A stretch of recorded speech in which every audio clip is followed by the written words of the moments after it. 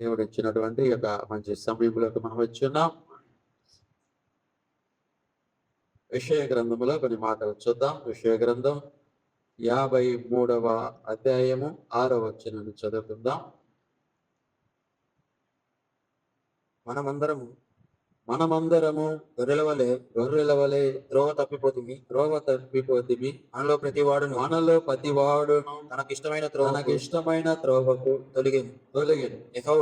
యెహోవా మనందరి దోషమును అతని మీద మోపెను. చాలు.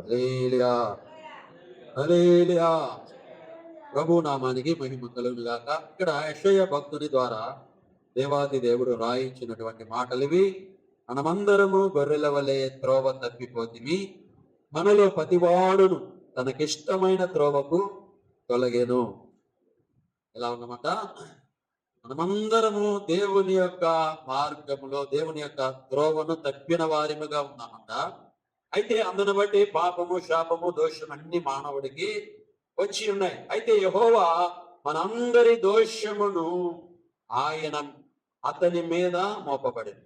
అంటే తన ప్రియ కుమారుడైనటువంటి యేసు క్రీస్తు మీద ఆ యొక్క దోషములను మోపాడు. హల్లెలూయా. నాకు చూడండి, గమనించండి. ఒక గొర్రెల మందలో నుండి ఒక గొర్రె పిల్ల తప్పిపోయింది అనుకోండి. తప్పిపోతే అది ఏమైపోతుంది? తప్పిపోయి దానికి ఇష్టం వచ్చినట్లుగా అది జీవిస్తుంది. ఎందుకంటే యజమానుడు దూరమైనప్పుడు, ఆ యొక్క సొంత యజమానుడు దూరమైనప్పుడు ఇక నడిపించేవాడు ఆ గొర్రెకి ఉండడు కనుక అది ఏమైందంటే తనకి ఇష్టం వచ్చినట్టుగా, దానికి దోచినట్లుగా వెళ్తుంది అన్నమాట. అలాగే మానవుడు కూడా, ఈ లోకంలో ఉన్న ప్రజలందరూ కూడా ఎలా ఉన్నారంటే దేవుని యొక్క మార్గం నుండి తప్పిపోయారు. తప్పిపోయినటువంటి కుమారుని గురించి మనకి తెలుసు కదా. తప్పిపోయినటువంటి కుమారుడు తండ్రి నుండి దూరం అయిపోయాడు. తండ్రి నుండి దూరం అయిపోయి ఏమైపోయాడు? బాగుపడ్డా? గమనించండి. నాకేం చూడ, బాగుపడలేదు. అతను అనుకున్నాడు, నేను బాగా సంపాదించుకోవాలని అనుకున్నాడు.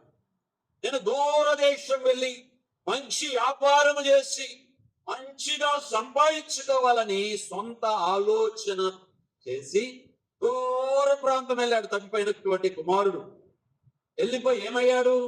గమనించండి. తండ్రికి దూరం అయిపోయినటువంటి కుమారుడు ఏమైపోయాడంటే భ్రష్టుడైపోయాడు.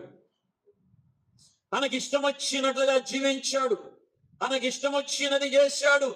అతను తీసుకొని వెళ్ళినటువంటి సొమ్మంతా వ్యర్థం చేసుకున్నాడు. అంతేకాదు దురాలోచనల చేత దుర్వ్యాపారములు చేశాడు.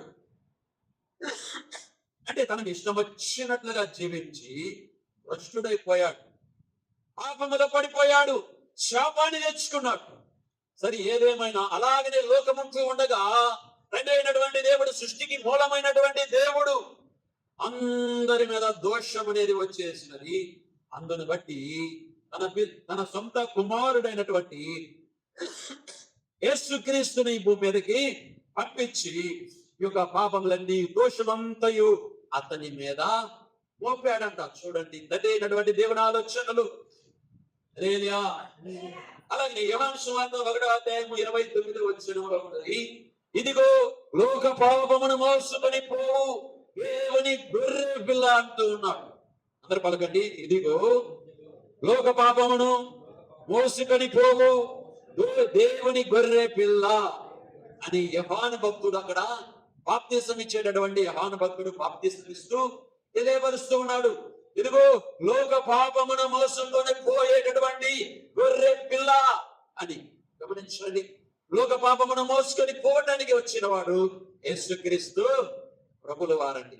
లోకములో ఉన్నటువంటి ప్రజలందరూ కూడా ఇదిగో దేవుని మార్గముల నుండి తప్పిపోయి ఎవరి వారి ఇష్టానుసారముగా జీవిస్తూ ఉన్నారు. ఎవరికి తోచినట్లుగా వారు ప్రవర్తిస్తూ ఉన్నారు. ఎవరికి తోచినట్లుగా వారు భక్తి చేస్తూ ఉన్నారు. ఎవరికి ఇష్టం వచ్చినట్లుగా, ఎవరికి తోచినట్లుగా వారు జీవిస్తూ ఉన్నారు. ఏదేమైనా ఇదిగో మానవుడు ఏమయ్యాడంటే ఆపి అయిపోయాడు. పాపములో పడిపోయి పాపి అయిపోయాడు.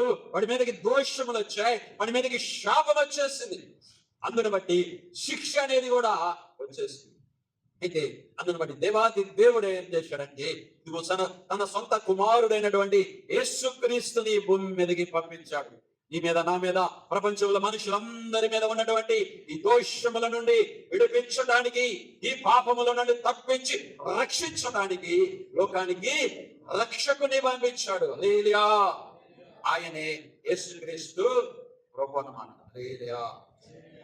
అలాగే ప్రసంగి గ్రంథములో 10వ అధ్యాయము 15వ వచనములో చూసినట్లయితే భూమి మీద మనుషులందరూ కూడా ఏం చేస్తున్నారంటే ఆ మోక్షానికి పోయే మార్గం మీద ప్రయాసపడుతూ ఉన్నాడు మానవుడు. ప్రసంగి గ్రంథం 10వ అధ్యాయము 15వ వచనములో చూసినట్లయితే ఊరికి పోవు త్రోవ, అక్కడ ఉన్నటువంటి మాటలు, ఊరికి పోవు త్రోవ ఎరుగని వారై బుద్ధిహీనులు తమ ప్రయాస చేత ఆయాసపడుదు అని ఉన్నది. గమనించండి, ఊరికి పోవు త్రోవ ఎరగని వారై బుద్ధిహీనులు తమ ప్రయాస చేత ఆయాసపడతారంట. గమనించండి, ఊరికి పోవు త్రోవ ఎరగని వారై బుద్ధిహీనులు తమ ప్రయాస చేత ఆయాస పడిపోతామంట. లోకంలో మనం అనేకలు చూస్తూ ఉన్నాం. లోకంలో చూసినట్లయితే వారు ఎన్నెన్నో ధర్మ కార్యాలు చేస్తున్నట్టుగా మనకి కనపడుతూ ఉంది. అనేక రకరకాలైనటువంటి భక్తి చేస్తూ, వారికి తోచినట్లుగా వారి యొక్క ఇష్టానుసారముగా భక్తి చేస్తూ, పరలోకము చేరాలన్నట్లుగా దాన ధర్మాలు చేస్తూ పరమునకి వెళ్లే మార్గం ఏమిటా అని అనేకులు కూడా ప్రయాసపడుతూ ఉన్నారు. చాలా మంది కూడా చాలా డబ్బు కూడా ఖర్చు పెట్టేస్తూ ఉన్నారు. దాన ధర్మాలు చేస్తే పరలోకము మేము వెళ్తామన్నట్లుగా చాలా మంది ఖర్చు పెట్టేస్తూ ఉన్నారండి. గమనించుదాం. అయితే అవి దేవుని లెక్కలకి రావండి. మనుషులు చూసేదానికి పర్వాలేదులే, ఇడు చాలా ధర్మ కార్యాలు చేస్తూ ఉన్నాడని అనుకోవచ్చు. కానీ మన సొంత నీతి ఏమైందంటే మురికి గుడ్డతో సమానమండి. మన సొంత నీతి మురికి గుడ్డతో సమానం. మొదట దేవుని నీతిని, ఆయన రాజ్యమును ఎతకాలన్న. ఆయన నీతిని అనుసరిస్తే మనకి పరలోక రాజ్యం ఉన్నది. కానీ సొంత నీతి ద్వారా ముందుకెళ్లే వాడికి పరలోక రాజ్యం లేదు. లోకములో మనం చూస్తూ ఉన్నాం, అనేకులు ఎంతో ప్రయాసపడుతూ ఉన్నారు. దేని గురించి?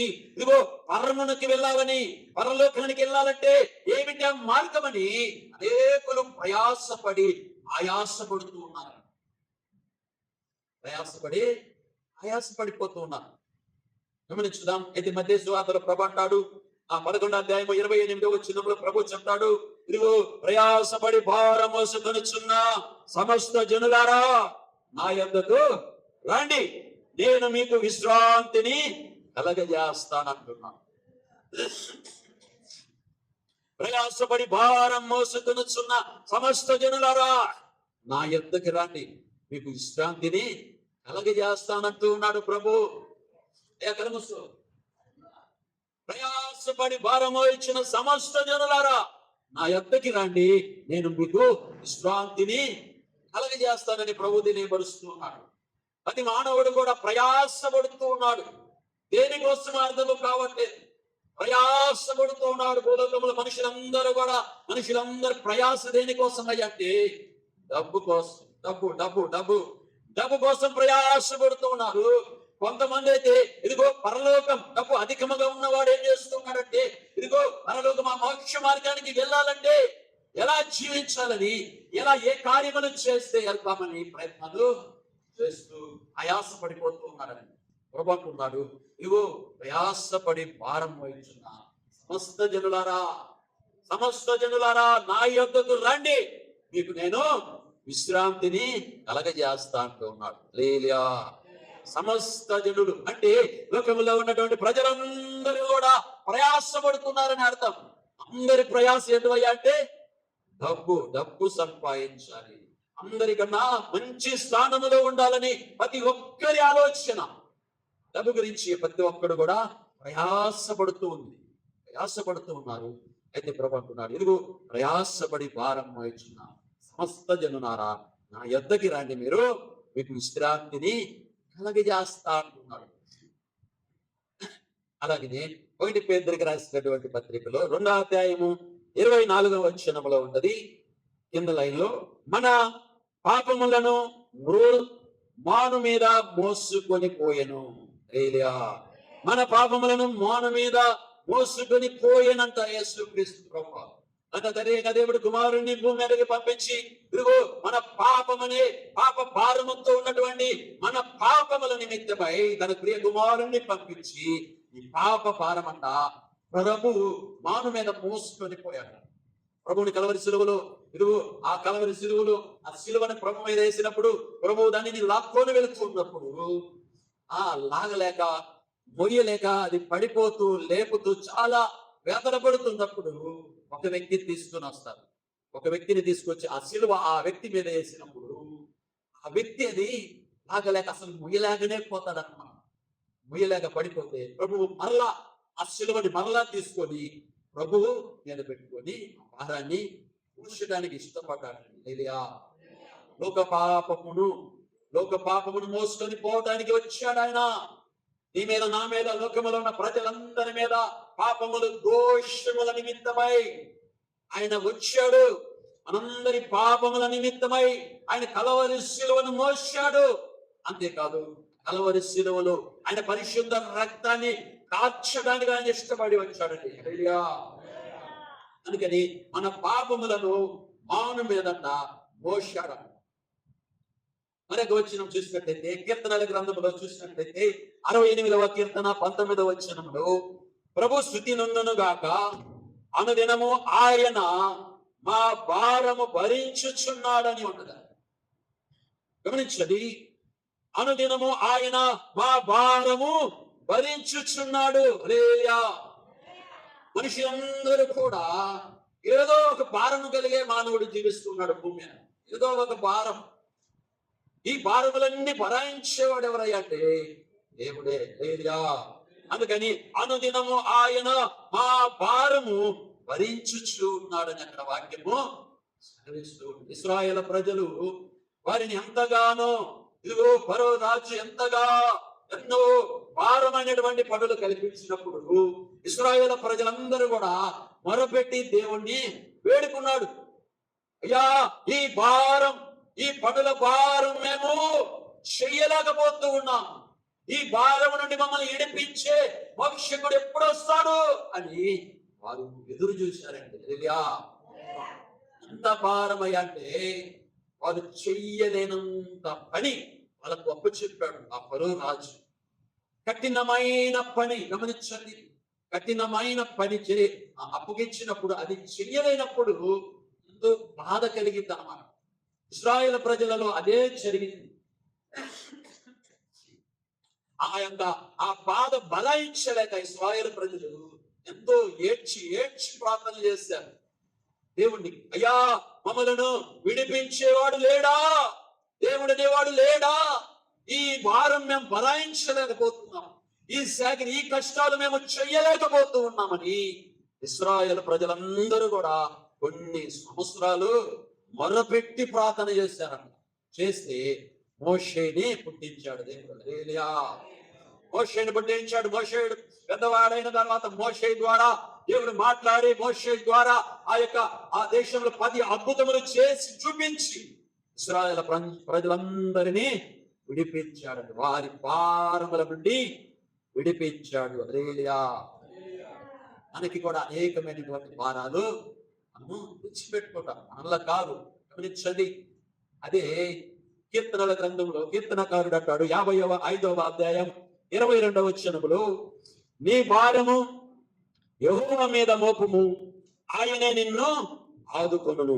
హల్లెలూయా.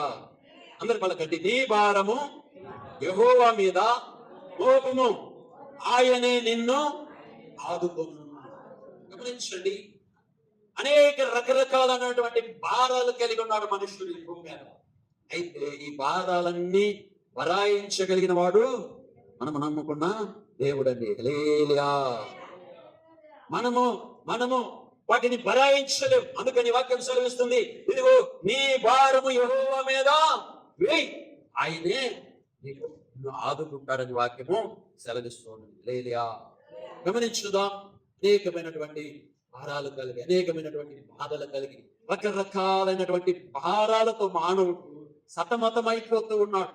అందుకని దేవుని వాక్యం సెలవిస్తుంది, నీ భారము యెహోవా మీద ఎయ్, ఆయన మీద వేసి నువ్వు ఊరికే ఉండు, ఆయనే నీకు సహాయము చేస్తాడు అని దేవుని వాక్యము సెలవిస్తుంది. అయితే లోకంలో ఉన్నటువంటి ప్రజలందరూ కూడా తప్పిపోయి తిరుగుచు ఎవరి వారి ఇష్టానుసారముగా జీవిస్తూ ఉన్నారు. సరే, ఏదేమైనా తిరుగు తన సొంత కుమారుడైనటువంటి యేసుక్రీస్తు ప్రభువులు వారిని భూమి మీదకి పంపించి మనుషుల మీద ఉన్నటువంటి పాప దోష శాపముల నుండి విడిపించి ఈ యొక్క పాపం అనేటటువంటి ఆ భారమును తొలగించడానికి ఆయన వచ్చాడు. పాప భారమునైన శిలువ మీద మోసుకొని పోయి కలవరి శిలువలో ఆయన పరిశుద్ధ రక్తమును కాచి బలియాగమైపోయాడండి. హల్లెలూయా. నిన్ను నన్ను మనందరినీ రక్షించాడు ఆయన. అంతేకాదు లోకములు ఇంకా అనేకులను ఆయన రక్షించడానికి వచ్చి ఉన్నాడు. అనేకుల మీద ఉన్నటువంటి పాప భారం నుండి విడిపించి తప్పించి రక్షించేటటువంటి లోక రక్షకుడు ఆయన. హల్లెలూయా. అందుకని మనము ఈ యొక్క అనేకమైనటువంటి పాప భారములతో ఉన్న మనల్ని ఆయన రక్షించాడు. ఇంకా ఏమైనా భారాలు ఉంటే ఆయన మీదవే, ఆయనే హరాయించి నిన్ను ఆదుకుంటాడని వాక్యం సెలవిస్తూ మాటలు ప్రభు దీవించునుగాక. ఆమేన్, ఆమేన్, ఆమేన్. ప్రార్థనలో ఉందాం. ఆరాధన ఉంది, ప్రార్థనలో ఉందాం. స్తోత్రములు తండ్రి, వందనములు ప్రభా. పరిశుద్ధుడ గొప్ప దేవ, జీవమగల తండ్రి, మహోన్నతుడ, వందనాలు, స్తోత్రాలు తండ్రి. అయా కృతజ్ఞతాస్తుతులు చెల్లిస్తున్నా ప్రభా.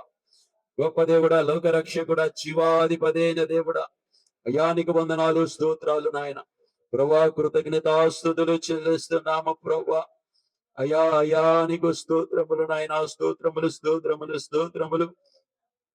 అయా నీకు స్తోత్రములు నాయన, స్తోత్రం, స్తోత్రం, స్తోత్రం, స్తోత్రం, స్తోత్రం.